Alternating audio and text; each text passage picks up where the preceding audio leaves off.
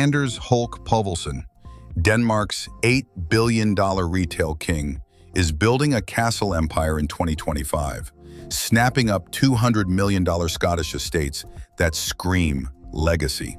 His bestseller empire fuels this, and billionaires like Dieter Schwartz and Kjeld Kirk Christensen are taking notes.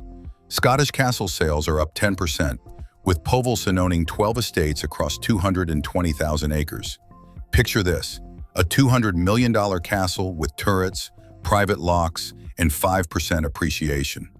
Povlsen's Isle of Man offshore trusts save $10 million in taxes, a trick Schwartz and Christensen use too. Bestsellers' 20% revenue growth funds his spree, and Scotland's $1 billion luxury market is a billionaire haven.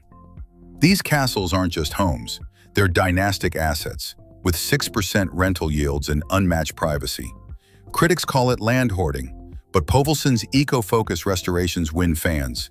His trusts, managed in the Isle of Man, handle $50 million accounts, and 15% more billionaires bought legacy estates in 2025. Want to own a castle like Povlsen? You'll need $50 million liquid and a Scottish lawyer. Scotland's exclusivity means only 1% qualify, and Povlsen's got the best.